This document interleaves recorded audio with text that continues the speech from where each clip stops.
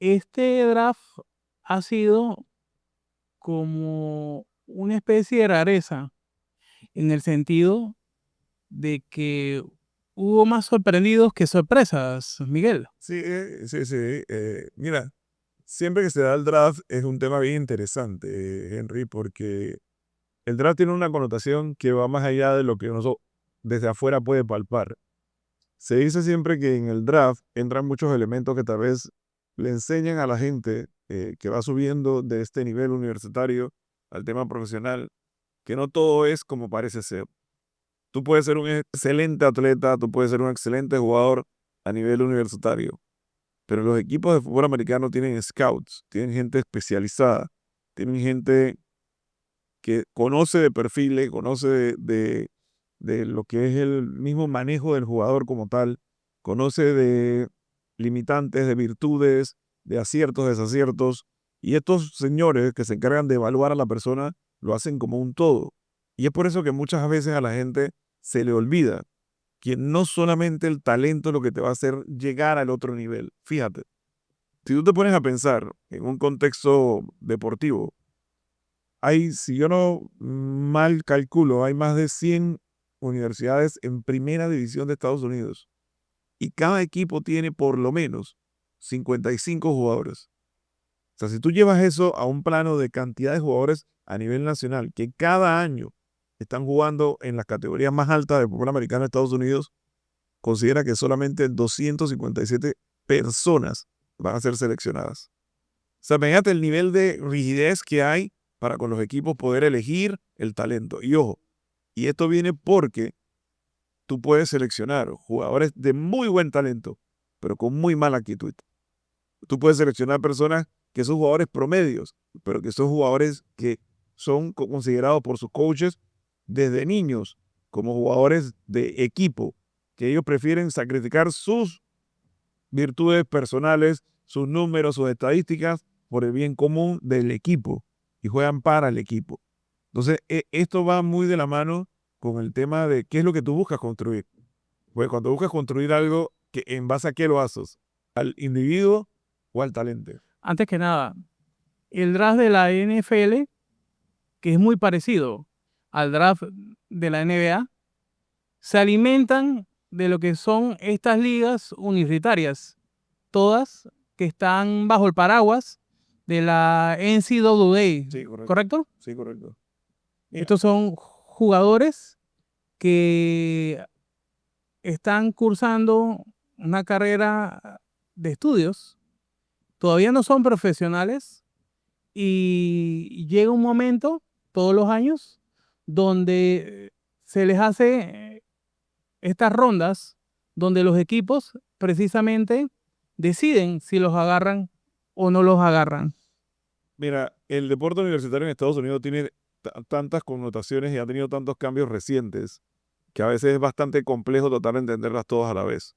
Pero te voy a poner en un contexto algo sencillo. Lo primero, para poder jugar fútbol americano en Estados Unidos a nivel profesional, a diferencia de lo que pasa, por ejemplo, con el béisbol universitario, con el baloncesto universitario, donde tú no tienes la obligación de tener que estar por una cantidad definida o mínima de años como jugador elegible a nivel universitario, en el college football tú tienes que tener por lo menos 3 temporadas jugando fútbol americano. O sea, no es que tú subes de la secundaria directo a jugar a la NFL. Eso no va a pasar. Eso no pasa en la NFL, no lo permite, sus estatutos no lo permiten. Tú tienes que jugar por lo menos 3 años de nivel universitario para ser elegible para entrar al draft. En el baloncesto universitario, desde hace años, creo que fue, si no me llevo a equivocar, creo que LeBron James fue el último jugador que subió directo de la escuela No, a, pero a, no había a la sido, NBA. no había sido Kobe, No, LeBron James creo que fue el LeBron. último. Ajá, creo que LeBron fue el último jugador que subió directo de la escuela a la NBA. Por poner un ejemplo, más allá que se fue Kobe o LeBron, el tema es que después de eso se suspendió el hecho de que tú podías subir directo de escuela secundaria al deporte profesional. Forzabas al atleta a tener que jugar un año de universidad, pero en el baloncesto solo jugás un año. Igual pasa en el béisbol. En el béisbol tú puedes estar en escuela secundaria y te firman y tú no tienes que ir a jugar directamente a la universidad. Tú lo que puedes ir es entonces ir ya a las categorías de clase A, clase AA y demás. Y yo podría mencionarte infinidad de jugadores. Es más, te puedo decir que hay jugadores actuales en la NFL que son estrellas de la NFL, como el quarterback de Arizona Cardinals, Kyler Murray, que fue seleccionado para jugar en las Grandes Ligas. El propio Pat Mahomes fue seleccionado para jugar en las Grandes Ligas.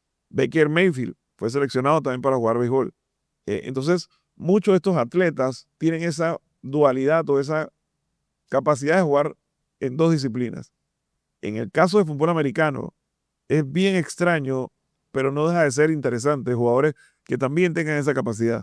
Pero imagínate, hay casos de jugadores que no solamente nos tendríamos que remitir al caso de Bo Jackson, que es el mejor atleta, digamos, individual que ha habido a nivel universitario, si lo quieres llevar a que pueda jugar cualquier disciplina. Y para muchos, Entonces, el mejor atleta de todos los tiempos. sí, Controversial, pero su atleticidad era legendaria. y era natural, que era Exacto. lo más interesante. Pero volviendo al tema, entonces, ¿qué lleva con esto? Que cuando tú llevas a este jugador que vienes desarrollando de una etapa muy joven, de los 16, 17 años, y este chico sale a nivel universitario con 21, 22 años, llega con la mentalidad de que tiene que dar ese siguiente paso para llegar a cumplir su meta, que es estar en la NFL. Pero remitámonos a lo que te decía en un inicio. Si solamente van a ser seleccionados 257, ojo, porque seleccionados no quiere decir que es que los demás no tengan oportunidad de llegar a la NFL. Seleccionados tiene que ver propiamente con el hecho de que están en el draft. O sea, ya estás garantizado que estás en un equipo de NFL. Pero si no eres elegido, Entras por la otra vía, que la otra vía es la vía de los no drafteados o los... pero es menos dinero. Es menos dinero, el proceso es distinto, entras por invitación. Es como decirte que yo no te invité a mi fiesta, pero tú puedes ir si pagas un fee. Y no, acá no tienes que pagarlo, es un tema hipotético, pero vas a entrar a la fiesta de la NFL, pero vas a entrar Pero por la puerta de atrás. diferente. Vamos a decirlo por una puerta diferente. El que entra por la puerta de atrás es generalmente el que se le llama al jugador que contratan para los practice squad, que son los equipos de práctica. Que estos son grupos como de 12 jugadores que son los encargados de tener que estudiar todo lo que el equipo necesita que se haga en términos de preparación de un partido. Estados Unidos tiene un sistema de franquicias donde no hay relegación ni tampoco hay subes, ni siquiera subes. Sí, no hay ascenso y descenso, pero quiere decir. Son un sistema de franquicias. Pero este sistema de franquicias tiene la particularidad de que para poder ir en el orden de los piques de los drafts, la posición, si la memoria no me falla, es inversa. Y muchos equipos juegan con eso, ya sea para negociar dinero, prospectos o algún otro tipo de beneficio, Miguel. Sí, definitivamente es un tema bastante, por eso te decía que es bastante complejo. ¿Por qué? Porque al ser temas de franquicia, cada franquicia tiene expectativas distintas. Ojo, en el global contexto del deporte, todo equipo que participa en una disciplina quiere ser campeón. Sí, pero eso no es tan fácil. Es más fácil decirlo que hacerlo. ¿Por qué? Porque en ese mismo momento tú defines, yo quiero ser campeón, pero ¿cómo? Tienes el material humano para hacerlo, tienes el coaching staff para hacerlo, tienes el know-how para hacerlo.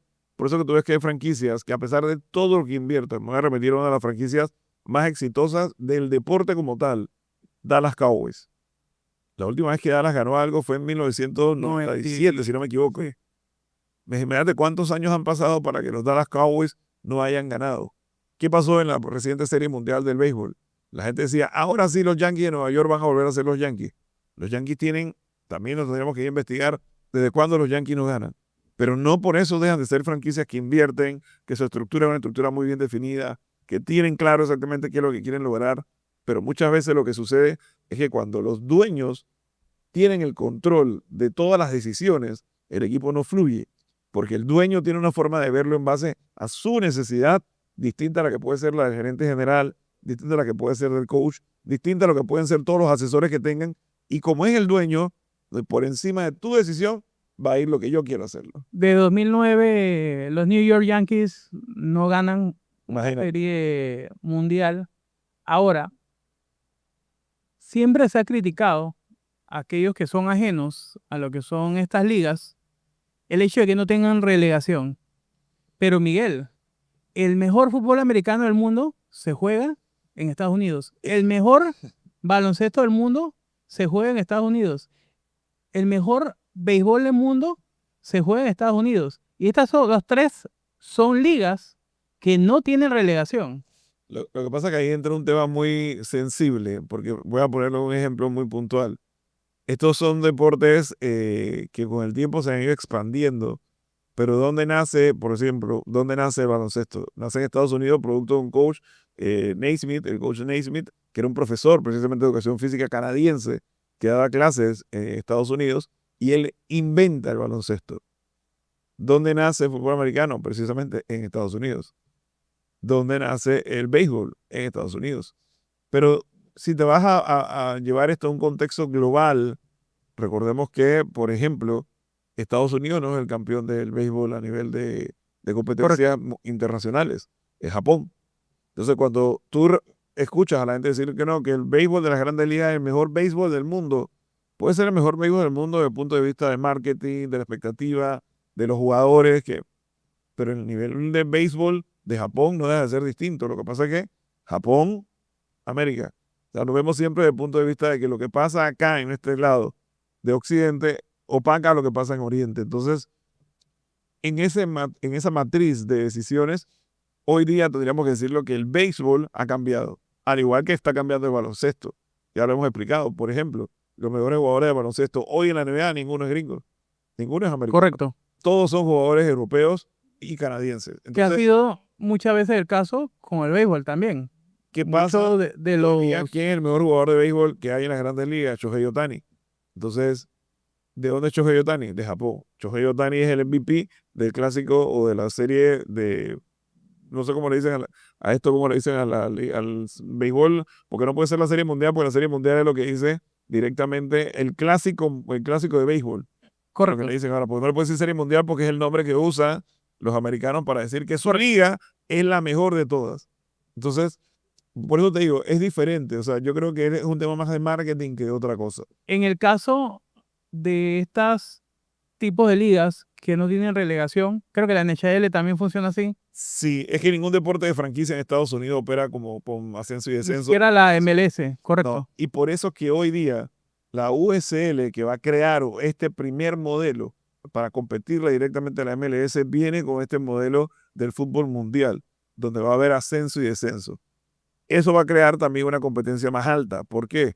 Porque va a darle compás a los equipos más pequeños que quieran entrar a participar del mundo del fútbol profesional en Estados Unidos, en ciudades que tal vez no tengan la oportunidad de tener esas inversiones altas que exige la MLS, de tener equipos que puedan competir y que esto se vuelva entonces un negocio mucho más abierto para el fútbol que está entrando con mucho poder y con mucha fuerza dentro de Estados Unidos. Que recuerdo, la FC y la NFC Exacto. eran dos ligas que competían. Eran dos ligas que competían, después terminaron uniéndose y crearon ahora la NFL, ¿no? Y esto te lleva a pensar que a veces esa figura que dice que divide y vencerás no siempre funciona cuando tú le estás apuntando al mismo mercado. Sí. Porque fíjate, Y un mercado tan grande ha, como el Estados Unidos. ha habido otros intentos. Recordemos que hubo una liga, la XFL, que la Sí. proporcionó Vince McMahon, que era el dueño y el GM de la WWE, que trajo una innovación tecnológica y tenía otras cosas, pero la liga en final del tiempo no pegó. Hoy día hay otra liga que está auspiciada precisamente por la roca de Dwayne Johnson. Entonces, estas ligas son ligas que te sirven para mantenerte en ritmo, para darle al fanático en ciudades donde no tienes equipos de pronto algo diferente. Pero cuando tú tratas de competir con la NFL es otra cosa. La Pero NFL es un ahora, monstruo en la estructura, en la parafernalia que hay de marketing y todo lo que tiene que ver con la logística. ahora, si bien estas ligas compiten con las ligas mayores, también compiten con las ligas universitarias, que son igual de masivas y en algunos casos hasta más masivas que algunos equipos o alguna capacidad de participación por parte de los fanáticos de estos equipos en la NCAA. Mira, yo le digo a la gente siempre, si tú nunca has estado en un juego de fútbol americano, yo, mi recomendación, primero ve a un juego de fútbol americano universitario y después vas a un juego de fútbol americano profesional. Y tú te vas a dar cuenta cuál es la diferencia. La atmósfera, el ambiente, la intensidad, la pasión tal vez. Y esto va de la mano, Henry, por lo que te señalaba al inicio. ¿Qué buscan todos estos chicos que salen al terreno de juego cuando están en la universidad? Llegar a la NFL. ¿Qué busca el jugador que llega a la NFL? Que le paguen. Correcto. ¿Ves? Entonces, si tú no me pagas lo que yo quiero, entonces ¿por qué yo me voy a esforzar como tú quieres?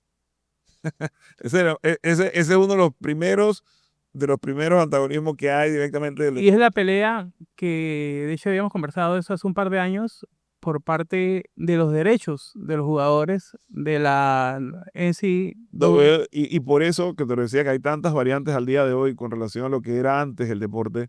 Hoy tú tienes lo que es el factor, el NIL factor, que es, en inglés se llama Name, Image, Likeness, que tiene que ver con el nombre, con la imagen y con lo popular que es tu nombre directamente en el scope dentro del deporte, ya sea universitario. Hoy día los programas universitarios han tenido que crear un budget o un presupuesto que viene dado por todos esos sponsors o patrocinadores que ellos tienen para tener un fondo y decirle al jugador X, oye, vente a jugar acá que nosotros te vamos a garantizar esta cantidad de dinero en NIL para que tú puedas tener ese dinero. Te pongo un ejemplo sencillo. El jugador que va a ser el draft número 1 de la NBA se llama Cooper Flag. Él viene de la Universidad de Duke. Y este chico, por juego, va a ganar más que la jugadora número 1 del draft de la NBA femenino en todo el año. O sea, esta chica va a ganar $87,000 por temporada. Este muchacho va a ganar $192,000 por juego. O sea, mira la diferencia matemática que hay por jugar el mismo deporte. Ni voy a entrar en el tema de la pelea esta de la equidad, que ya sabemos por dónde termina, del tema que ha habido siempre, de que hay que equiparar los salarios en igual trabajo, igual. Eso es un tema, yo no me voy a meter en ese aspecto para no desviarnos del asunto. Pero ¿a dónde quiero ir?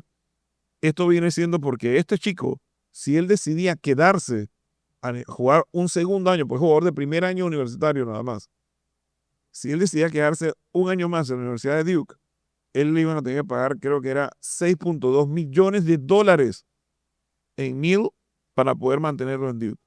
Entonces, lo que te estoy hablando, llévate esto, Henry, al detalle, a los amigos de la cancha, al detalle de que por qué yo siendo un jugador universitario, que hoy tengo la garantía que voy a recibir un dinero por jugar lo que yo quiero jugar, sin tener que tener un compromiso formal de tener que pensar que me tengo que sacrificar y matar para ir a la NBA o a la NFL, Ya dominando en una liga que conoces, y que ya conoces. una liga donde eres el top dog. Exacto, y tú eres el perro alfa, porque yo me tendría que ir a exponerme a ver qué equipo me selecciona, un equipo que si me va a seleccionar es porque precisamente tú lo señalaste, es el equipo que más débil es, el equipo más Que estemos, que está en reconstrucción y donde yo voy a tener que cambiar mi chip de ser un jugador ganador a tener que lidiar con el tema de que yo sé que eso no lo voy a cambiar en un año o dos. Eso va a pasar mucho tiempo para que eso pueda cambiar, porque el equipo se está reconstruyendo. Entonces, yo tengo que aceptar que de ser la estrella donde todo el mundo está mirándome con los spotlight, voy a pasar a estar en el equipo que nadie ve, en el equipo que nadie sigue, porque es el equipo que hoy día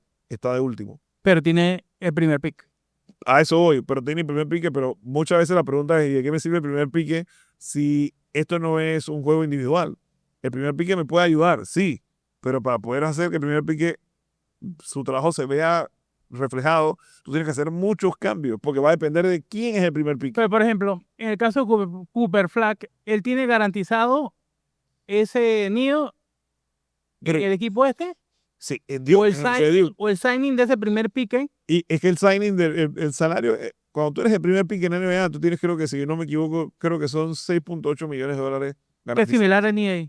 Exacto. O sea, que es lo mismo que le iban a pagar en Duke. O sea, que al final, si él, por eso te digo, él no tenía ninguna obligación como otros deportes, que tú dices que no es que si yo me voy ahorita me van a pagar tanto dinero que no lo voy a... O como era antes, donde no ganaba, No ganaba se ponían absolutamente. a una lesión sin tener nada en la bolsa. Como le pasó a 1,000 atletas en Estados Unidos y como le pasó a muchos jugadores, y aquí en la cancha lo hemos explicado, hicimos un programa una vez especial de dónde nace esta lucha directamente a nivel universitario, que nace de la época de los 90 con lo que era la Universidad de Michigan, los fabulosos 5, los Fat Five, donde estaba, y lo hemos dicho, Jalen Rose, estaba Dwight Howard, estaba el propio Chris Webber, Jimmy Jackson Ray Jackson, y el otro era Jimmy, ya se me olvidó hasta el nombre, ahorita te lo digo. Y al final de la historia, estos chicos, lo que se dieron cuenta es que la Universidad de Michigan, al tenerlos a ellos 5, que eran 5 jugadores de primer año universitario, estaba haciendo algo que ninguna universidad en la historia de baloncesto había logrado. Que 5 jugadores freshman, como se le dice, fueran los starters de un equipo en una liga top, que era en la liga en que jugaba, la conferencia que jugaba la Universidad de Michigan. Pero ellos decían, espérate, pero la universidad se está llenando de patrocinadores, de sponsors, y nosotros qué. ¿Yo cómo hago para venir a las prácticas? Si yo ando en un carrito todo viejo que se me está destartalando y yo mismo le tengo que ver cómo mi mamá me da plata para ponerle gasolina al carro. ¿Cómo hago para poder movilizarme si yo no he comido? Yo no tengo plata. Entonces ellos empezaron a ver que la universidad, en base a todo lo que ellos representaban, se llenaba de dinero y ellos no tenían absolutamente forma de hacer nada, porque adicional, hay que recordar, Henry, que en esa época era prohibido que un atleta universitario recibiera nada, no podía recibir ni siquiera que es que yo te quiero dar algo para la alimentación, nada, no podías recibir nada, quedaba suspendido automáticamente. Entonces, esto fue una lucha de muchos años que otros jugadores también impusieron, como los hermanos O'Bannon de la Universidad del Sur de California. Que hubo jugadores y aquí empieza como a haber un punto pendular cuando algunos jugadores empiezan a irse a Europa. Es que eso abrió un compás, porque el tema que había es que directamente dice, pasó hace poco con uno de los hermanos Ball, ellos querían jugar de escuela secundaria, querían saltar a la NBA. Y la NBA les dice, hey, no, ustedes tienen que cumplir con la universidad. Y dice, no, no queremos ir a la universidad. Entonces no pueden ir a la NBA. Ah, no. Ellos lo que hicieron que se fueron a jugar allá a las ligas del centro de Europa. Que son buenas ligas. Eslovenia, estas ligas allá. Jugaron 2 años o 1 año y medio allá y ya eso les permitía entrar como elegibles, como jugadores profesionales Y cobrados. al draft de la NBA y te bypaseaste o te saltaste todo el protocolo de la NCAA. Y esa es plata que perdió la NCAA. Claro que la perdiste y por eso que poco a poco se tuvo que ir en contra de su propio principio de no permitir esta apertura, porque ahora ese es el negocio que hay a nivel universitario en Estados Unidos. Peor aún, te pongo el ejemplo de lo que ha pasado y por eso te digo que el deporte a nivel de Estados Unidos ahora se ha convertido en una bomba de tiempo. ¿Por qué? Porque al hacer estos cambios, tú también permitiste un cambio que era todavía aún más controversial. En Estados Unidos antes, si tú te enrolabas o te inscribías en una universidad y tú decías, te voy a poner un ejemplo, yo me inscribo en la Universidad de Miami, Florida, que son los Hurricanes, y quiero jugar en los Hurricanes fútbol americano, pero resulta que yo llego con mi mentalidad que yo soy una estrella, pero en los Hurricanes hay muchos más estrellas que yo, y yo no juego, y pasa el tiempo, y yo no juego, y pasa el tiempo, y yo no juego. Y yo digo, ¿sabes qué? Yo quiero hacer un transfer de la universidad porque yo aquí no estoy jugando. No voy a ir a la universidad que va a ser la Universidad Tecnológica de Panamá, donde ya voy a ser la estrella. ¿Qué sucede? Antes yo podía hacer ese cambio, pero perdía 1 año de elegibilidad. Lo que quiere decir que automáticamente, solo por cambiarme, yo entonces yo no estaba habilitado para jugar 1 año. Tenía que esperar entonces otro año más. Y, Sí, jugador que iba en la universidad Florida, a Duke, perdió 1 año. igual, perdías 1 año. Y ponte a verlo. Si en esta materia tú tienes que son 4 años de elegibilidad para poder practicar un deporte y pierdes 1 más el que tuviste sentado, ya te quedan 2 nada más. O sea, tendrías que ser wow para poder que te consideren en algo más. Hoy día eso cambió. Hoy día si yo me voy a la Universidad de Miami y yo estando en la Universidad de Miami, siento que no quiero estar ahí, yo entro a una figura que se abre ahora que se llama el portal de transferencias. Y ahora tú ves que los jugadores saltan de universidad en universidad. Yo 1 año estuve con la Universidad de Miami, el otro año me fui para la Universidad Tecnológica, de la Universidad Tecnológica me fui entonces para la Universidad de Notre Dame y de la Universidad de Notre Dame me vine para la Universidad de Texas. Jugué 4 años en 4 universidades distintas. Y ojo, y si en algún año me lesioné, puedo solicitar a la NCAA que me extienda todavía la elegibilidad. Hace poco hubo un caso con un jugador de la Universidad de Miami que jugó 8 años a nivel universitario, porque estuve en diferentes universidades, pero en todas las universidades que estuve inicialmente, en todas tuvo lesiones, donde no le permitieron terminar el año, y por ende no se podía conseguir que haya completado la elegibilidad anual, y le daban entonces una extensión más. 8 años jugó directamente a nivel universitario. Y eso funciona así tanto para el baloncesto universitario como para el fútbol americano. Para el fútbol americano nada más. El baloncesto sí es diferente. El baloncesto sí solamente puedes jugar 4 años. A menos que ya tú seas un jugador graduado de programas de grado de maestrías. Entonces te dan la opción de poder optar por jugar un año adicional.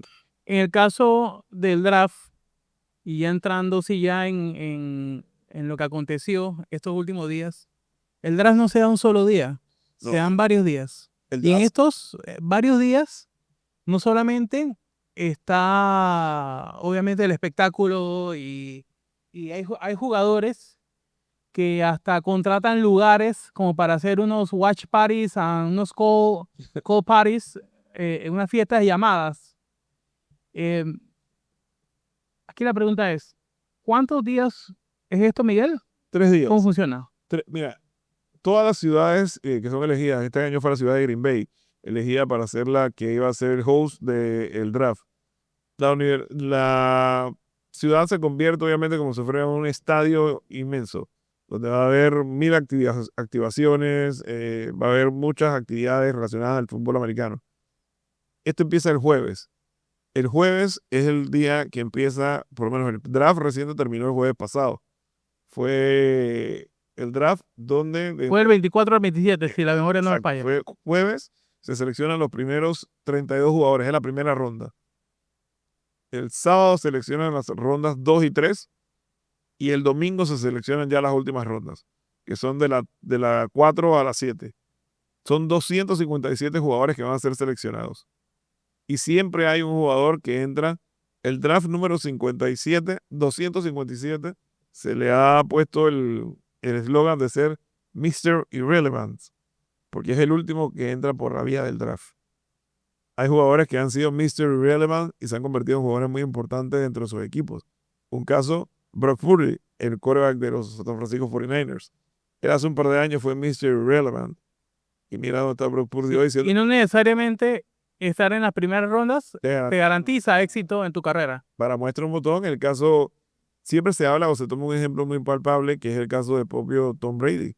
Tom Brady lo seleccionaron como el draft número 191, si no me equivoco, en aquel año. Él, Dan Marino creo que había sido ronda 15, creo que fue, no Dan recuerdo. Marino, pero el caso de Dan Marino fue diferente porque en 1984, cuando ellos llegan a ese draft, él estaba compitiendo con John Elway. Entonces, había un tema más que nada de que John Elway venía a la Universidad de Stanford, era como más conocido en el tema mediático, y la gente lo tenía más como por el punto de vista de lo que representaba John Elway. Pero Dan Marino era como el quarterback que la gente decía que iba a ser el mejor en el tiempo. Dan que era de Pittsburgh, Era la Universidad de Pittsburgh, a él lo seleccionan Miami Dolphins. A John Elway también como quería, número 27.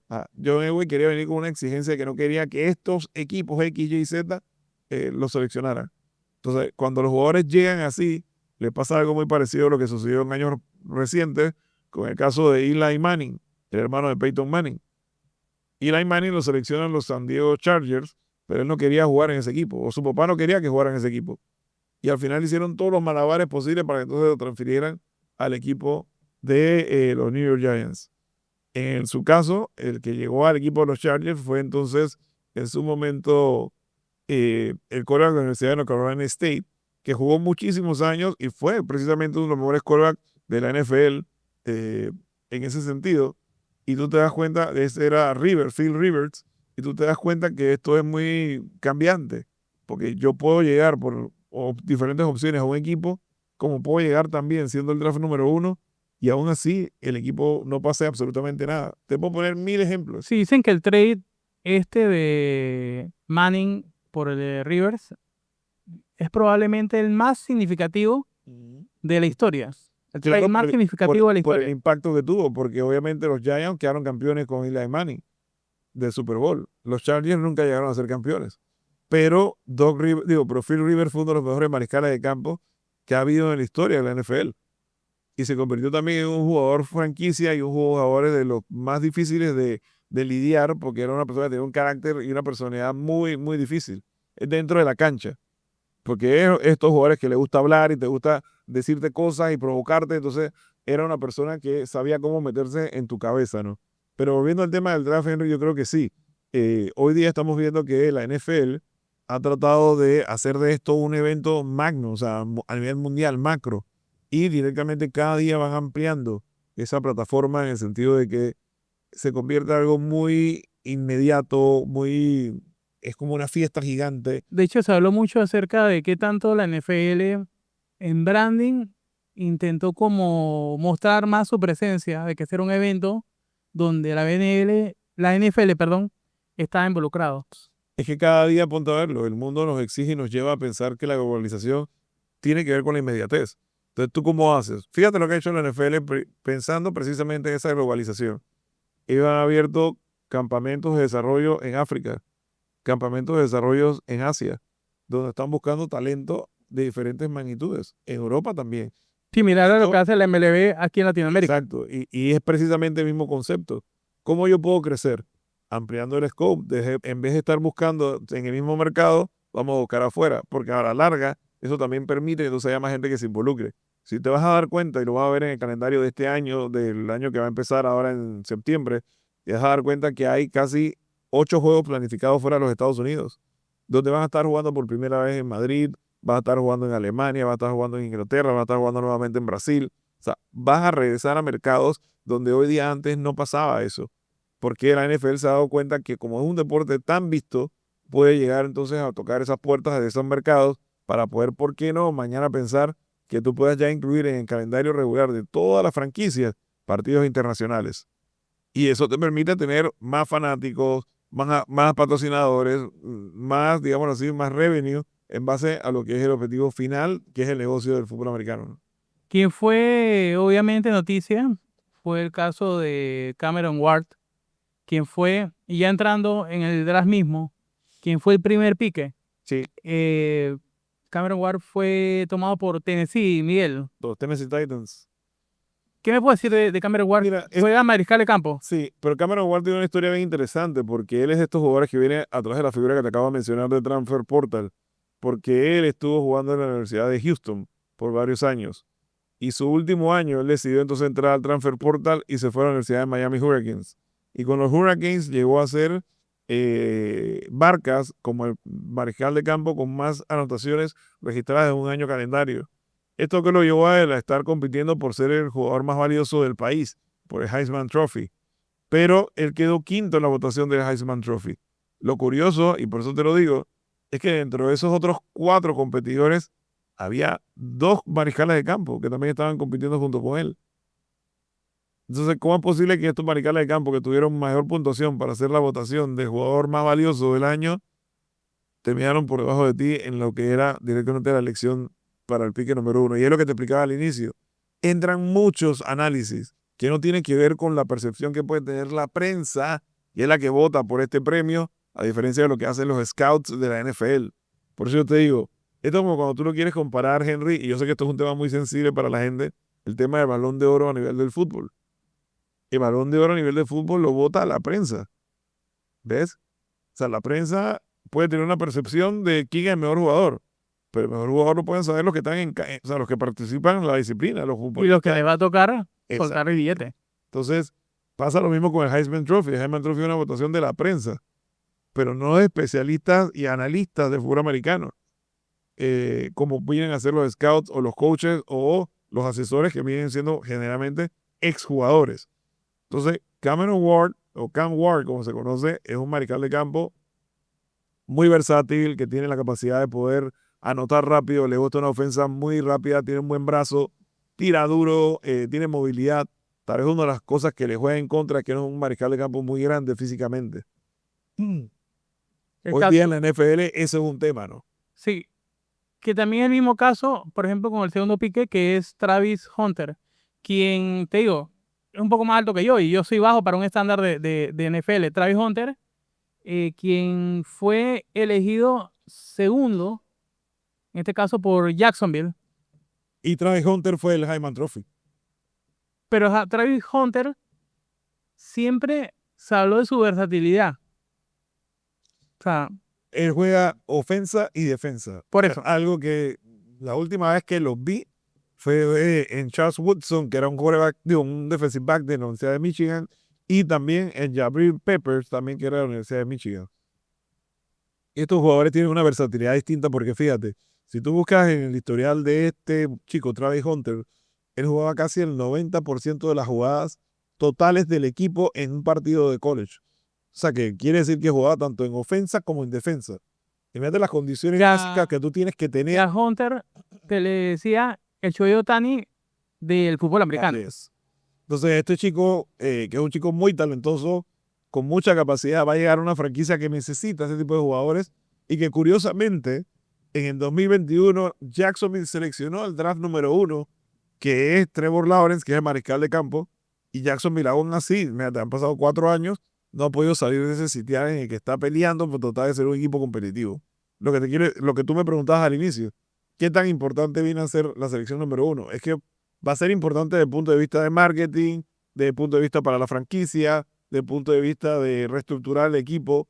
Pero si yo me pongo a ver y a buscar en los últimos 20, 24 años cuántos mariscales de campo se han seleccionado y cuántos han triunfado, te va a sorprender. Ha Sí. sido muy pocos. Tal vez el que ha sido seleccionado número 1, hablo yo. Porque ponte a ver el caso de Pat Mahomes. Pat Mahomes no fue el pique número 1. Y Pat Mahomes mira cuántos rings o anillos ya de Super Bowl tiene. Correcto. Entonces lo que te quiere decir es que no Como necesariamente. Tom Brady es el mejor ejemplo. Mira el caso, Joe Burrows fue el pique número 1 el año que le tocó ser seleccionado, el quarterback de la Universidad de Louisiana State, y que es el mariscal de campo de Cincinnati, pero no ha tenido la fortuna de poder ser ganador Pero en el caso de un equipo como Jacksonville, ellos sí le van a tener que establecer una posición. En la NFL sí, olvídate. O sea, Ahí no se puede poner a inventar. fíjate, yo le trato de trasladar esto. Un jugador profesional es como una máquina de guerra en el fútbol americano. ¿Y las máquinas de guerra para qué están diseñadas? Para destruir. Si yo tengo que jugar fútbol americano, tengo que tener atributos físicos, mentales y emocionales que me permitan tener una estamina alta durante todo el juego. En la NFL no hay jugador malo. Lo que pasa es que hay jugadores sobresalientes y buenos jugadores. Entonces, lleva eso para un chico que está subiendo todavía, que tal vez en su mentalidad él piensa que sí, hasta que le den un golpe en la NFL. Bueno, 185 libras, Miguel, Claro, 6 oye, pies, eso, o sea, imagínate, te agarra un linebacker de la NFL que mide 6'3", 6'4", 300 libras. O y que sea, pesa 270 libras de pura fibra, o te agarra un liniero de esos que mide 6'5", 6'6", de 300 y tantas libras y te cae encima, es otra cosa aparte. O sea, además que la gente se sorprende cuando ve jugadores tan grandes y tan ágiles. Entonces, el ritmo de juego de la NFL es tan rápido que muchas de las cosas que los jugadores antes hacían a nivel universitario, en la NFL son imposibles pensar que las vas a poder hacer. ¿Por qué? Porque el juego es tan rápido y tan físico que créeme que nadie quiere estar en los dos lados de la cancha. Ojo, puede que tú al principio lo puedas intentar, pero ¿cuánto tiempo te va a durar? Porque en la NFL el riesgo que hay es que la cantidad de golpes y lesiones que se dan producto de estos golpes es alto, es bastante alto. no, creo que me mencionabas de este jugador que tuvo una lesión cervical, ¿correcto? Sí, el año pasado precisamente Pittsburgh Steelers seleccionó, voy a buscar, voy a buscarte el nombre acá.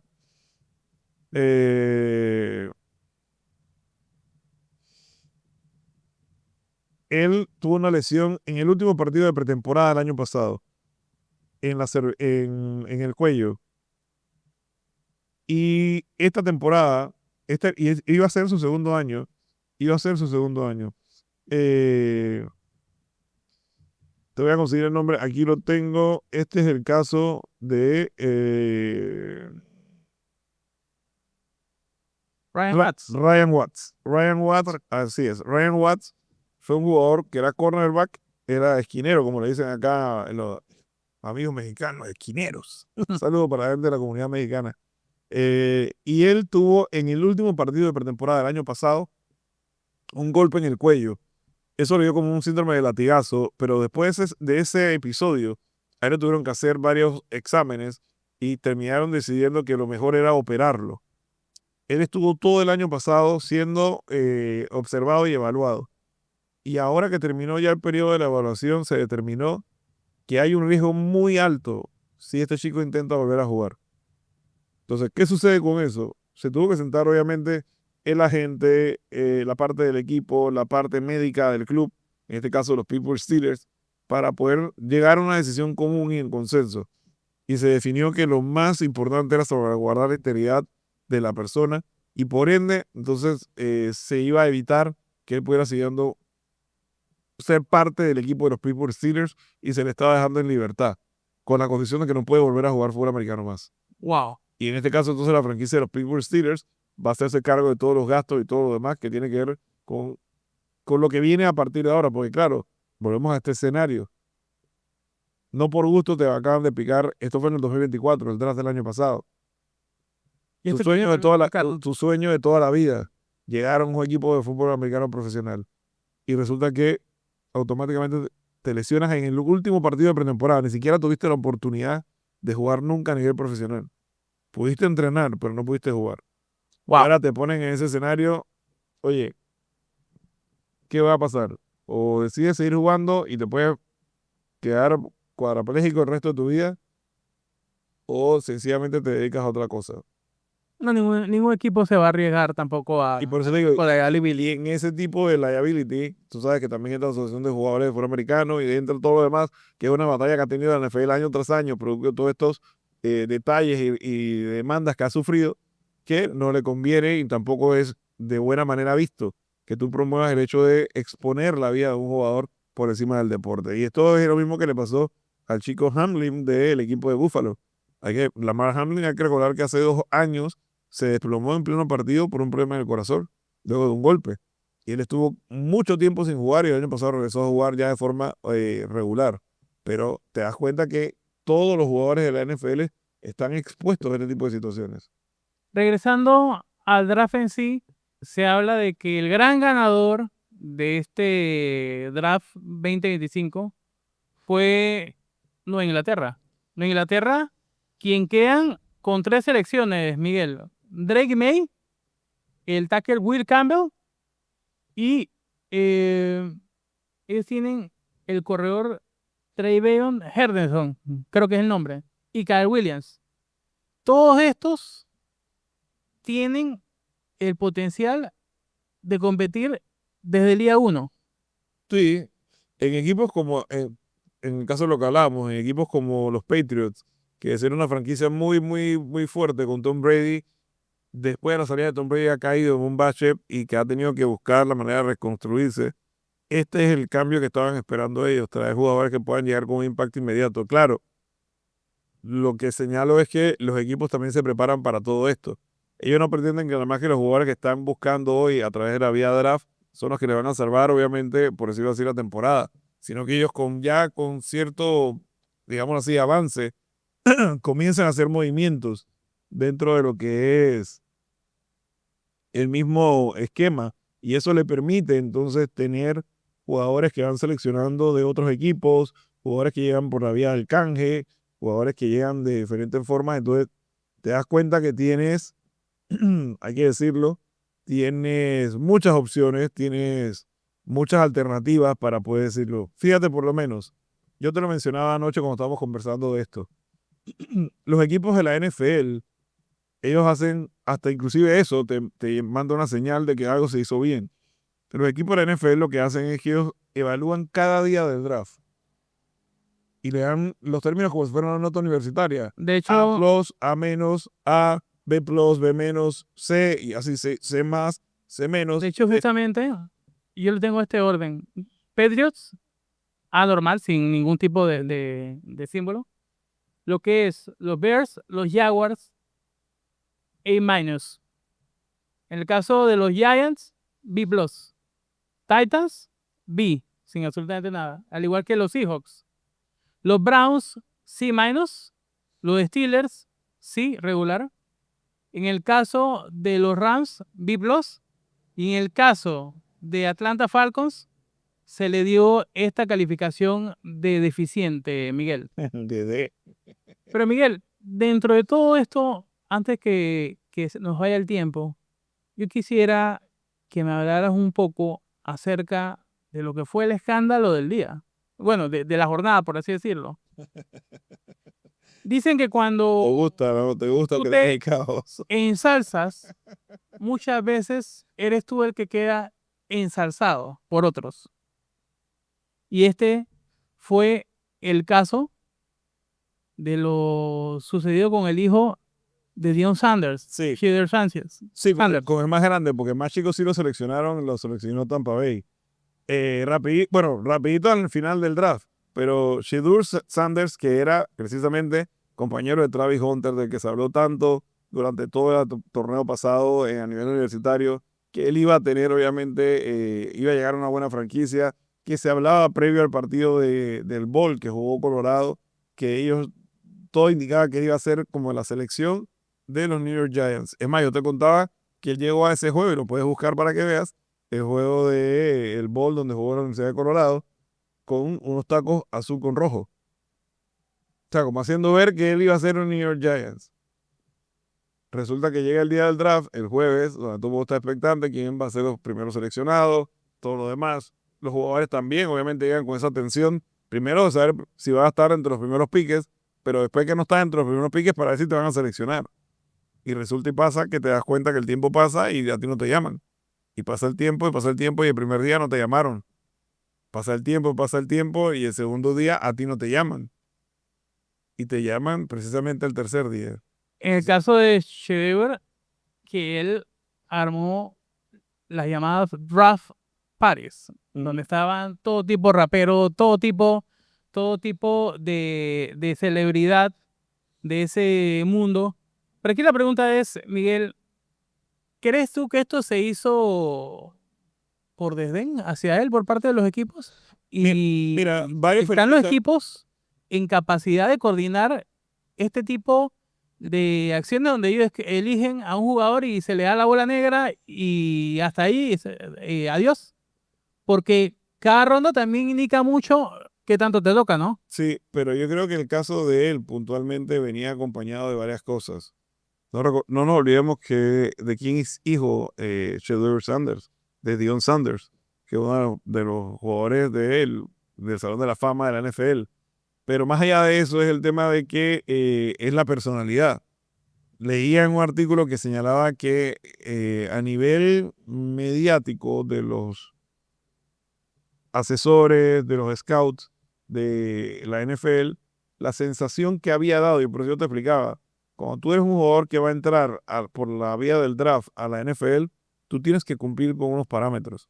Con unos parámetros que tienen que ver primero que nada con realizar el combine, que el combine, para los que no lo saben, son todas las pruebas que les hacen a los jugadores físicas y de juego para que poder evaluarlos por los diferentes coaches de todos los equipos, por los scouts de los diferentes equipos. Pero previo a eso, hay reuniones con cada equipo que esté interesado en ti. Tú te sientas y conversas así como estamos conversando ahorita mismo, en el sentido de que hay una entrevista, como se dice. La percepción que hubo, no de su juego, sino en relación a la entrevista para con él, daba la sensación que él se sentía muy sobrado en el hecho de que él iba a llegar a estar entre los primeros piques de la NFL. Lo que causó tal vez por ahí un malestar o una incomodidad, haciendo ver que tal vez una cosa es lo que tú crees y otra cosa es lo que los especialistas ven. A pesar de que tu papá es un jugador que te puede dar todos los consejos siendo la persona que era. Que fue tu coach, por cierto, ¿no? Y que era tu coach y además tu agente. Entonces, mucha gente decía que gran parte del problema venía por eso nexo que había. Que como que Deion Sanders quiso acaparar todo para con el hijo y pensó que a través de él el hijo iba a poder llegar mejor acomodado al draft. Y resultó que le jugó en contra. Al punto que su otro hijo, lo puede buscar también, que se llama Shiloh, despidió a Deion Sanders como su agente y enseguida lo contrató Tampa Bay Buccaneers. O sea, por eso digo, este draft fue algo, más allá de los nombres, de los drafts y la fiesta, todas las líneas de morbo se le llevó esa situación. Mucho metagaming, mucha política interna, por Los así hijos de Deion Sanders en el megamente del juego de fútbol americano. Uno con el papá y el otro despide al papá como agente para poder ser drafteado en la NFL. Entonces, imagínate, son hermanos, o sea, como rompiendo parámetros para ver cómo hago para Pero, pero yo me imagino que también los equipos, todos como tirando esa línea en la arena a Deion Sanders, decirle, dizque, "Ey, Es que no es tan bueno como tú crees. Te lo digo así con la crueldad que es, porque eso es lo que mucha gente piensa, que no es tan bueno como tu papá crees que eres. es Entonces, que y por eso te digo que esos son los detalles del problema que hay uno lo ve, universitario. uno lo ve cuando yo iba con mi hermano Juan Díaz donde había todos los domingos en la mañana o en los sábados había ronda de scouting. Y siempre era el chiste de que para todo papá su hijo vale $1.000.000, la firma vale $1.000.000. Ahora no me imagino a un tipo como Dion Sanders que encima de que son sus hijos y eso te altera la realidad. Te digo, él tiene talento y el pelado, te digo, hay que decirlo, tampoco es un pintado en la pared. Pero pareciera que aquí le dieron una cucharada de humildad a todos ellos. Acaba de pasar hace poco nada más con el tema del draft de la NBA y con el hijo de LeBron James, con Bronny. Hay que recordar que hace poco se dio un incidente en un partido de la NBA entre LeBron James y uno de los periodistas más reconocidos y respetados, que es Stephen A. Smith, Correcto. donde LeBron James le vino a reclamar a Stephen A. Smith que dejara de hablar de su hijo. Porque lo que decía Stephen A. Smith en uno de los programas de First Take, que es el programa de él en la cadena ESPN, que señalaba que el hijo de LeBron James estaba donde estaba por ser hijo de LeBron James, más que por sus skills como jugador de baloncesto. Y obviamente, aquí tú no puedes separar el tema del profesional a del padre. Si tú estás hablando mal de mi hijo, yo soy su papá y yo lo voy a salir a defender. Y eso fue lo que hizo LeBron James. Era un papá ofendido defendiendo a su hijo. Ahora, Pero para mucha gente, lo curioso de esto es que Bronny James, para los que no lo saben, él no tuvo una carrera universitaria exitosa, porque Bronny James no terminó el primer año ni siquiera de elegibilidad porque él tiene un problema y una condición cardíaca. que es precisamente lo que iba a decir. Smith tampoco está hablando Del tema si juega o no juega. conocimiento, como que dice, Que ¿no? no es, como te digo, no es lo que tú crees que es. O sea, tu hijo no es lo que tú crees que es. Y los Lakers lo están contratando porque eres tú. Entonces, Sí, ahí no se puede tapar eso con el dedo. y a eso voy. Entonces, si lo llevas en un contexto de lo que acaba de pasar con el hijo mayor de Dion Sanders, pareciera que es el mismo tema. Mi papá, una superestrella, Salón de la Fama de la NFL, llegó todo, digamos así, todo el approach de que es mi papá, o sea, viene con esa venia, pero hey, no es que no es tan fácil. Pero ese hijo de atleta es de esas rarezas en el deporte. Creo que Ken Griffey quizás Hay unos que y otro jugador. hay unos que otros, pero generalmente los hijos de los grandes atletas, muchos no son ni atletas y otros terminan siendo jugadores de bajo perfil. ¿Qué es lo que se dice, por ejemplo, del hijo de Cristiano Ronaldo, por ejemplo? De que es un muchacho que a pesar de todo no conoce el hambre. Y muchas veces cuando te pones a ver la historia de vida de estos atletas, sobre todo cuando no existían estos ¿cómo es? Name, image and Likeness. and likeness, and likeness, cláusulas, les tocaba pasar la de Caín, Miguel. Hay casos y casos, ¿no? Te puedo decir, tal vez es un porcentaje muy bajo, en un 1 o 2% de los atletas a nivel del mundo, en todas las disciplinas deportivas, vienen de estratos muy, muy altos. Yo te puedo mencionar algunos nombres de nuestra área, por lo menos en la área de Latinoamérica. El caso de Kaká. Kaká, sus papás tienen que ver con petroleras en Brasil. Sí. Kaká jugaba fútbol porque tenía talento y le gustaba, no por necesidad económica. El caso de Farid Mondragón, que era el portero de Colombia en su momento, Juan Pablo Ángel, también de la selección de Colombia. Eran personas de familias de dinero, pero tenían el talento y tenían la habilidad para poder jugar. Por ahí te vas a encontrar otros casos de pronto. Bueno, el caso de Tiger Woods. Tiger Woods, Tiger en la Woods. Universidad de Stanford, por lo menos el caso de Grant Hill en la Universidad de Duke, que era también jugando de Detroit Pistons y el Orlando Magic. Grant Hill, su papá era jugador de la NFL. O sea, él no tenía necesidades económicas y Grant Hill es lo que es, no por su papá, sino que fue jugador de la NBA, All-Star, va a ser Salón de la Fama y todo lo demás, porque tenía el talento. Pero hay otros jugadores que no han tenido esa dicha y tal vez los hijos no siguieron los mismos pasos o no pudieron llegar a ese nivel de expectativa que había con relación a lo que tú. Pues claro, también las comparaciones siempre son odiosas. Si tú quieres llegar a comparar, por ejemplo, a un atleta de los más elite y que su hijo, tú lo acabas de mencionar, Tiger Woods, y el hijo de Tiger Woods, ahorita Charlie, es un monstruo jugando golf. Entonces, ya te das cuenta que tiene habilidades, pero también eso ha venido Ahora, desarrollándolas y trabajándolas. los De logros, Ronaldo que tú me decías hace un momento. sí, los logros y los reconocimientos de Tiger Woods eran desde infante prácticamente, desde que cuando lo llevaban al show de McGriffin, creo que eran, y a estos shows, y todo el mundo ya sabía que realmente él iba a ser excesivamente bueno. Sí, es que, fíjate, hay deportistas que en el tiempo tienen la capacidad de lo que siempre hemos hablado, si lo quieres llevar a un contexto más real, compara Messi con Ronaldo en el término del deporte. uno con mucho talento, el otro con mucho trabajo. Pero es la respuesta correcta. ¿Qué va primero al hecho de ganar? En el diccionario Pero solamente a ganar. haciendo como una especie de contracomparación en las otras ligas donde hay relegación, esto no funciona de esta manera. Funciona, por ejemplo, el caso de Lamine Yamal, creo que es el caso más conocido, como nadie esperaba con un muchacho tan joven, tuviese talento. Ahora está, me imagino, y con mucho dolor, te voy a mencionar este nombre, el caso de este fin de semana de Franco Mastantuono. El River. 17 años, golazo. Y había periodistas que desde el año pasado, cuando tenía 16 años, ya sabían de él, ya lo vivían mencionando.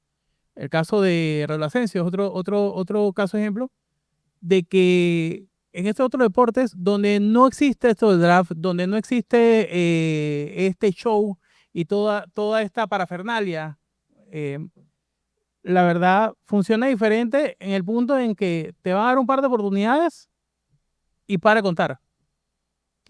Ahora que es lo que se rumora de que Ancelotti finalmente saldría, yo creo que va a pasar con Hendrix, ¿no? Eso va a ser todo un tema, ¿no? Entonces, De eso el más, sistema de eso funciona hay tiempo para hablar. o sea, pero lo que me quiero decir es que el sistema funciona completamente diferente Sí, es como al que en el que el nosotros tema de estamos franquicia, acostumbrados. exacto, el tema de franquicia cambia completamente las reglas del juego. ¿Por qué?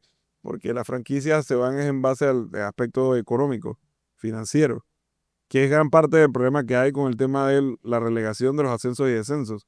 Y eso es un tema que también a nivel de las estructuras de Latinoamérica del deporte está pasando de factura a muchos clubes que los lleva al punto de quiebra. Por último, te voy a dar un último nombre para ir un 2 y 3 y para no dejarlo por fuera.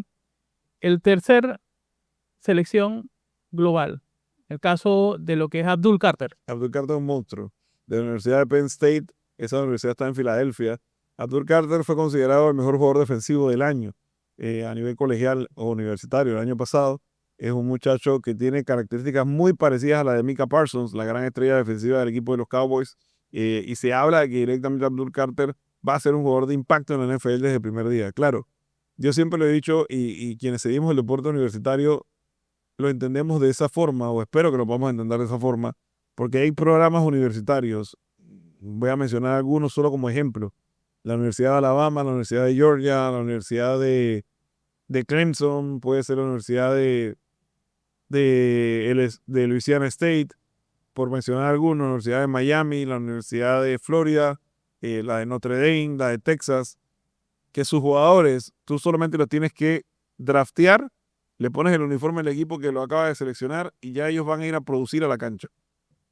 Porque son programas con un nivel de complejidad y de exigencia tan alto que cuando el jugador sale ya son jugadores que están formados para jugar en la NFL. Es más, la mayoría de estos chicos tú los ves que son muchachos de 22, 23 años, 21 años y parecen hombres como de 30, 30 y algo de Sí. años. O sea, son muchachos de 6'2", 6'3", cogidos en fibra, desarrollo muscular, velocidad. O sea, ya ellos saben a lo que van.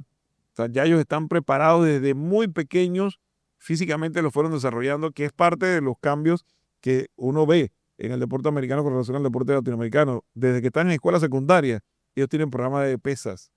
Ya el chico sale con pesas, ya Que sale levantar pesas también genera hormona de crecimiento que y también ayuda al desarrollo influye. metabólico para que te mantengas siempre en condiciones.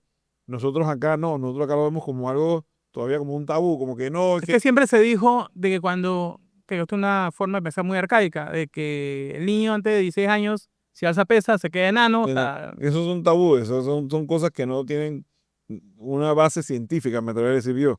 Porque hoy día, si no, entonces, ¿por qué todos los programas de deporte en Estados Unidos a todos les ponen a hacer pesas? Porque no es solamente con los jugadores de fútbol americano, a todos, al que nada, al que lucha, al que juega baloncesto, al que juega béisbol, al que juega fútbol americano, al que juega soccer, todos hacen pesas. Las pesas lo que hace es que desarrolla el músculo para la actividad física que tú tienes que realizar. con respecto a los llamados perdedores, en el caso de los Falcons y los Browns, de los Falcons se criticó mucho de que gastaron mucho dinero para subir por James Pierce en la primera ronda. ¿Cómo funciona esto, que creo que es algo que también es parte de las particularidades de un draft donde hay una batería de negociaciones entre antes, durante Y después. y casi al final, ¿no? Fíjate, te pongo el caso. Travis Hunter. Si tú ves Travis Hunter, el jugador que estamos hablando de la Universidad de Colorado, él no era el que estaba. Ese espacio no era de Jacksonville. Ese espacio era de Cleveland, de los Browns. Y los Jaguars le hicieron una oferta a los Browns para entonces ellos ocupar el lugar de los Browns en el segundo pique, ganarle en la selección tanto al equipo de los Giants como creo que el cuarto era, si no me equivoco, creo que el cuarto pique fue los Patriots, si no me equivoco. Creo que fueron los Patriots, no recuerdo ahorita mismo. Sí. Sí, ¿no? Y el quinto era entonces el equipo de Jacksonville. Ellos cambiaron de posiciones, ¿verdad? Y ahí entra la selección de Travis Hunter, que era el jugador que quería Jacksonville. Jacksonville estaba claro que si yo dejo a Travis Hunter y tengo que esperar hasta el quinto puesto, lo más probable es que los Browns lo iban a seleccionar. ¿Por qué la crítica con relación a lo que tú decías hace un momento de los grades con los equipos? Porque hace 14 años los Cleveland Browns hicieron el mismo error. Ellos tuvieron la oportunidad de seleccionar a Amari Cooper. Y Amari Cooper, siendo uno de los mejores receptores que venía a la Universidad de Alabama, se ha convertido en un jugador de 7 Pro Bowls, no sé cuántos All-Stars, no sé. Y todos los drafts que tú recibiste a cambio de esa transacción de Amari Cooper son jugadores que pasaron desapercibidos en la NFL. Y ahora que ibas a tener un jugador de impacto para cogerlo, como Travis Hunter, que tú necesitas ese tipo de jugadores en tu club, tú hiciste un cambio con Jacksonville, lo dejaste pasar y seleccionaste también a un jugador de la Universidad de Michigan, un liniero defensivo, en vez de buscar un skill player que se le conoce así a los jugadores explosivos para que te ayude ofensivamente con el equipo. Entonces, el malestar que hay a nivel de la prensa, de los analistas y demás, es que a veces que estas consideraciones no se logran entender. Porque pareciera que de una forma u otra tú en vez de pensar por el bien común del club, estás pensando en cualquier otra cosa. Porque el fanático que paga todos los fines de semana para ir a ver a su equipo, paga para ver a su equipo ganar. No solamente para ir al estadio, paga por su equipo ganar. Si no nos remontamos a la época de los 80, como ejemplo, donde la franquicia de los Philadelphia una vez hizo hasta un open tryout. Como que todo el que quiera venir a participar en el equipo pueda venir. O sea que si tú estabas aquí sentado en tu casa, tú puedes ir a aplicar, y bueno, ¿y quién quita? Y ahí nació la figura y para los que siguen el cine y demás, y las historias deportivas, de Invencible, la historia de Vince Papal, que fue un jugador que salió de la calle directamente y llegó a jugar en la NFL. Entonces, ¿sabes lo que te quiere decir? Que no necesariamente, y esto es un mensaje para la gente, no necesariamente porque tú estés en el draft y estés directamente siendo tan elogiado a nivel universitario, ya tú vas a ser talentoso y vas a poder ser una estrella en la NFL. No es una garantía. No es una garantía. Te pongo el caso puntual de Kurt Warner, quien fuera mariscal de campo de los San Luis Rams en su momento, MVP, campeón de Super Bowl. Kurt Warner era un jugador que venía de un programa universitario de segunda o tercera división de Estados Unidos. No llegó a la NFL, se fue a jugar a Canadá, después de Canadá regresó a Estados Unidos y terminó en un supermercado empacando bolsas. Y de ahí obviamente salió una oportunidad para poder regresar nuevamente a, digamos, una prueba de fútbol americano. Y ya la historia se cuenta sola. Y ni siquiera ser drafteado es garantía de tener una vida financieramente estable, por así decirlo. Y No, siempre lo mencionamos, siempre hablamos eso es mucho más lejos, eso es mucho más lejos todavía. del documental Broke, de cómo los impuestos muchas veces se comen a la gente, muchas veces cómo empiezan a gastar Mira de que manera desmedida. ahora que tú lo señalas, hasta en eso la NFL ha cambiado, porque la NFL ahora, a través de consultores que son exjugadores, tal vez algunos ya con un profesionalismo en finanzas, en manejo de inversiones y demás, agarran a los jugadores jóvenes y les enseñan Que esto empezó, las finanzas de la NFL, en el sentido de que ellos como jugadores entiendan algo que ni siquiera uno desde afuera entiende. Si tú estás en un estado en el que tú no pagas impuestos por X cosas y resulta que este fin de semana te tengo que ir a un estado donde sí los pagas, tú tienes que hacer tu declaración de pago de impuestos de esto. correcto, Porque tu juego, no es que yo estoy aquí en el estado donde no pago, pero es que a ti te pagan por semana. en el estado donde Dependiendo de la estás. semana donde estás, eso tú debes declarar donde tú diste el servicio, ¿verdad? Por el que te están pagando. Es el que tiene, o sea, todo eso los jugadores lo tienen que considerar al momento de poder tomar estas decisiones financieras. Hay mucha gente que se endeuda, se embarca y se pone a gastar el dinero en ese sentido porque lo ven una suma total. Ey, voy a ganar tantos millones, pero se les olvida que los jugadores de fútbol americano lo más ganan mientras que están jugando. O sea, el salario anual no es en 12 meses.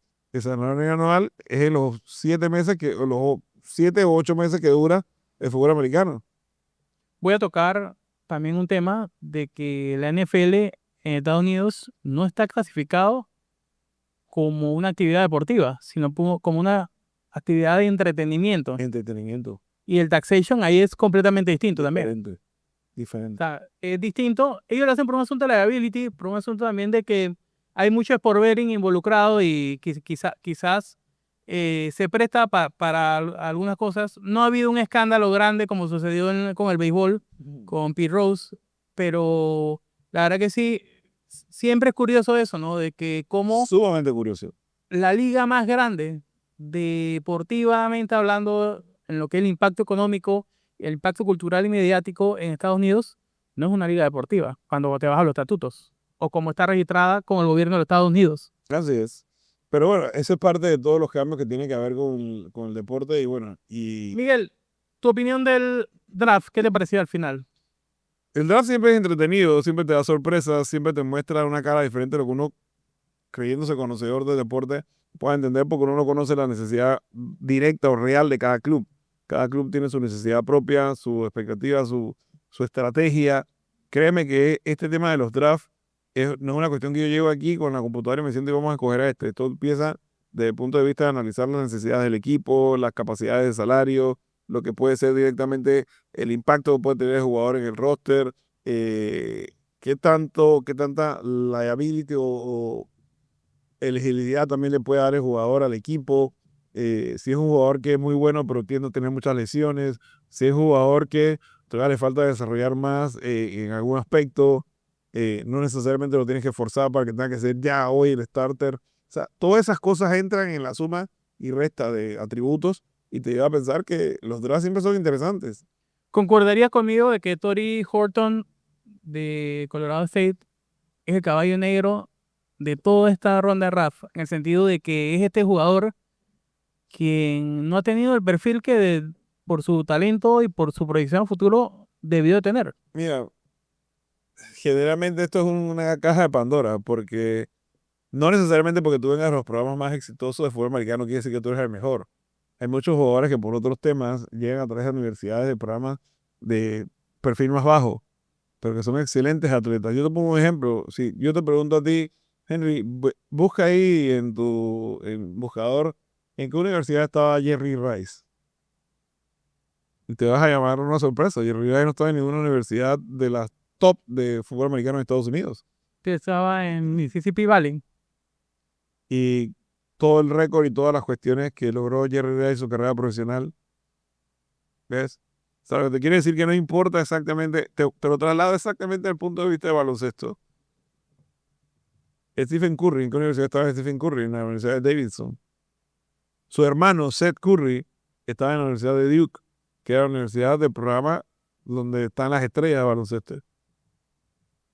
¿Quién es más estrella en la NBA? Curry. Por goleada. O sea, la gente ni, el hermano ni se acuerda, ¿ves? Porque ya ni siquiera juega, que es lo peor, ¿no? Entonces, Ahora, el papá de Curry era era jugador, atleta profesional, ¿no? era jugador de la NBA. Entonces, lo que te quiero decir es que al final, mis skills o mis habilidades hoy, yo las puedo transformar si me dedico a trabajar. Lo que hablábamos de Ronaldo. Ronaldo tiene skills, Messi tiene sus skills. Cada uno en su manera, en su dimensión, las fue transformando y mejorando. Pero hubo uno que tuvo que cambiar muchas cosas para poder llegar al nivel que está. Hubo otro que tuvo que seguir trabajando en otros aspectos para llegar y mantener el nivel que está. Pero las habilidades son las habilidades. Y esos son dones que te da la naturaleza y que ciertamente te ayudan a llegar al objetivo que tú buscas, ¿no?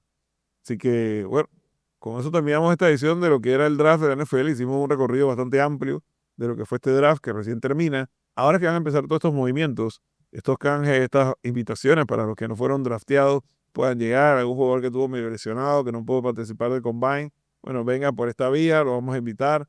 Y tú vas a darte cuenta, cuando lleguen las primeras semanas de la NFL, te vas a dar cuenta de la cantidad de jugadores aún drafteados que son cortados de los equipos. Y vas a encontrarte a la inversa, jugadores que no fueron seleccionados que están jugando en la NFL. Estas son las ironías del deporte franquiciado. No necesariamente que pican va a jugar y no necesariamente al que no piquen no puede estar. Y el jugador en NFL cobra por juego, ¿no? Cobra por juego. O sea, es un asunto de que si tú una más juegas una O sea, sola vez, tu contrato es... de nada valió un contrato. O sea, tu contrato es que a ti te pagan por... O sea, a diferencia de los contratos normales que te pagan todos los meses, ahí te pagan en los meses que tú estás jugando. Claro, si yo me lesiono, igual el club me tiene que pagar durante esos meses que está la temporada activa, tú me tienes que pagar. El problema es que yo no cobro 12 meses, yo cobro 6, 7 meses. Los otros 5 meses no cobro. O sea que si yo pienso que la plata va a aparecer a nada. No, y lo otro es que, como son roster muchísimo más grandes, Y el siempre, pastel, el pedazo del pastel es mucho menor. y siempre hay alguien que quiere tu puesto. Siempre. Ya sea de otro equipo o de los que vienen subiendo el año siguiente en la NFL.